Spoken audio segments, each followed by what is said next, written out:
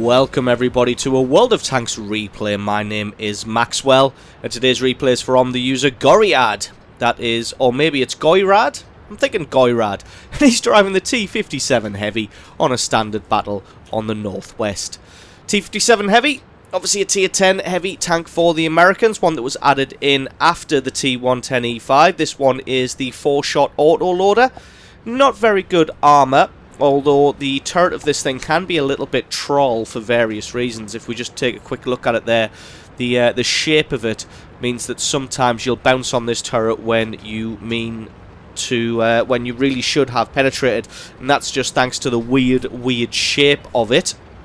Nothing can be done about that. So yeah, but apart from that, got good maneuverability, good speed, and a fantastic cannon. In fact, if we take a look just at the penetration and the average damage, both of those very good. And it has that 4-shot autoloader with the pretty quick reload as well.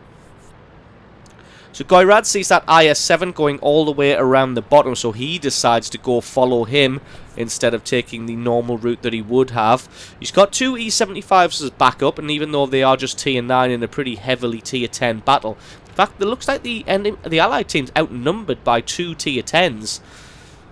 Anyway, even though this is a pretty heavy tier 10 battle, having two E-75s with you is great, as they have a huge hit point pool and very good armor.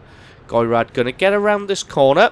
Going to see if he can pick off the IS-7. Looks like the IS-7 is looking in the wrong direction. He hasn't been spotted yet. Gets one great shot through the side. IS-7 doesn't immediately run away, and that proves to be his downfall as Goyrad takes him out. Finds a Waffenträger Panzer IV as well and gets a great shot onto him.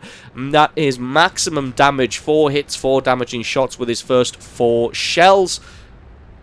Now he's got to switch his attention back to where he was originally going to go, as there is 2 IS-7s pushing through there. In fact, are those 3 IS-7s all platoon? They are indeed. I'm not sure why one of them went a different way to get himself killed, but they are all platooned together.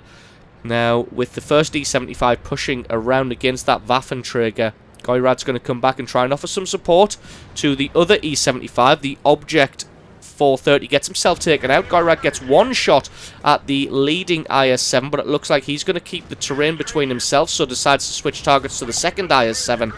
Unfortunately, that one just went against the turret. Luckily, that IS-7 missed, and Goyrad's going to use this opportunity to run away while his cannon reloads. Luckily for him, cannon on the T57 pretty quick at reloading. Has a quick look there to see where the other IS-7 is. Takes a hit in the side. He's going to try and get into cover. He does have support in the form of nobody at all. I don't know why I said that. Second IS-7 starts to back away. Looks like Goyrad's just going to pound him down now. Every single shot taking out his track and taking him out. I'm not sure whether he tried to drown himself there or whether he was just trying to get out of the field of fire. Second IS-7 looks like he's dueling a little bit with this AMX 1390. To be honest, I'd probably just ignore that thing entirely in an IS-7, but as it is, he gets taken out, and that leaves Goyrad to move up the centre of the battlefield. Taking a look, the Allies are winning pretty handily at 6 kills to 4. Although with the enemy team still having around about the same number of tier 10s as the Allies. Got to play this one carefully. There is a full health E-75 up here. I'm not sure whether he does have the alpha damage to take out a full health E-75. He should do. If he can get some good shots through the side, he will be able to, should be able to take out the E-75 unless he rolls really low.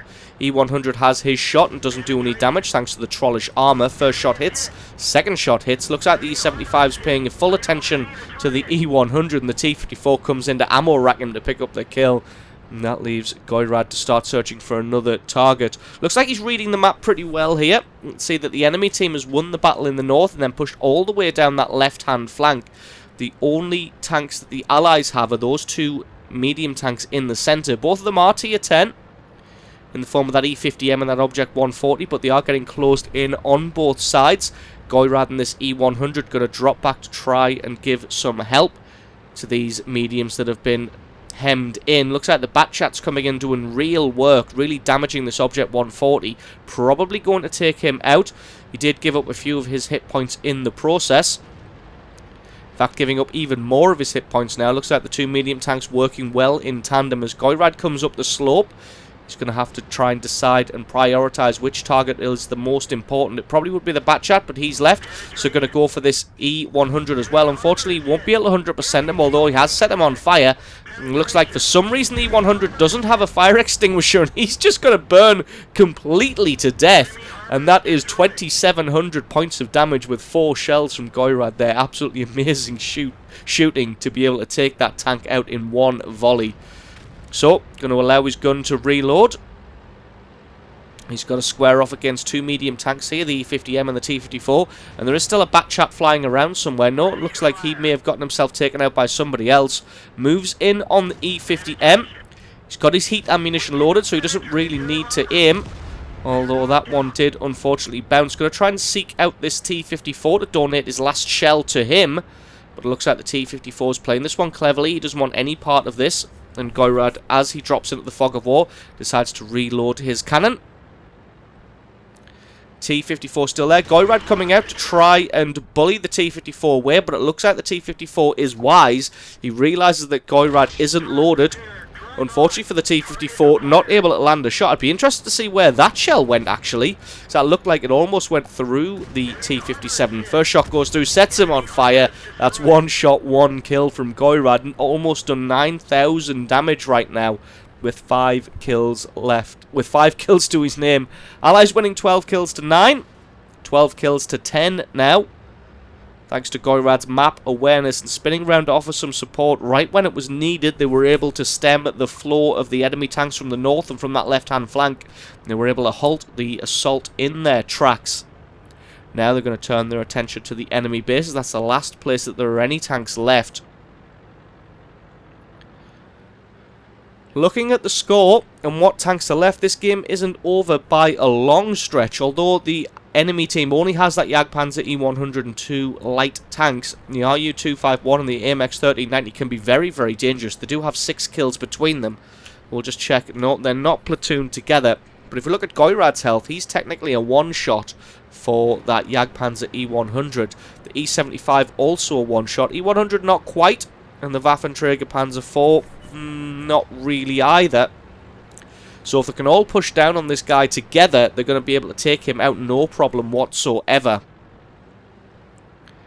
Not really sure where the AMX 1390 is gone. The RU was last spotted around about near the Jagdpanzer. AMX is up on the left-hand side. He hasn't got very many hit points left. Not that it really matters in a light tank anyway. Are the Allies all going to close in on the E100? Jagdpanzer E100 has his shot and misses by the looks of it. Everybody's still as healthy as they were. Goyrad's got about 20-some seconds to get in here and try and do some damage to the E100 before he's reloaded. He's not quite got the go. He has got the gun depression now. Gets one good shot on the roof. Can he land a second? Nope, that one bounced. Can he get a third? He can indeed. Decides to back off as the Jagdpanzer E100 starts aiming in this direction. And the E100 takes him out. Goyrad looking for that 6th kill to get himself a Top Gun medal. Unfortunately, this 1390 does the worst thing that he could have possibly done against Goyrad, and that's rush out, and he's just going to get annihilated by everybody. And Goyrad doesn't quite pick up his 6th kill and doesn't quite pick up 10,000 damage, but all the same, 9,741 points of damage. He has been an absolute wrecking machine in this game. And although there is still the RU-251 left, it looks like he's making a sprint for the Allied base, and there's no way anybody's going to be able to catch him. In fact, there we go. He started the base capture. The Lorraine might, in a perfect world, make it back, but they're not going to allow him the opportunity.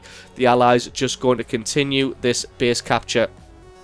Get this one won, GG, and the victory. So that was an absolutely awesome replay there from Goyrad, playing in his T57 heavy tank. Like I said, it was a game of almost 6 kills, almost a Top Gun medal, almost 10,000 points of damage, but still played an absolutely amazing game. Just played it like a true heavy tank, bullying the enemy out of the way and putting shell after shell into everybody's face. So awesome replay from you. Thank you very much for sending that one in. Don't forget, guys, if you enjoyed this replay, don't forget to hit that subscribe button, because there is a lot more World of Tanks content on this channel.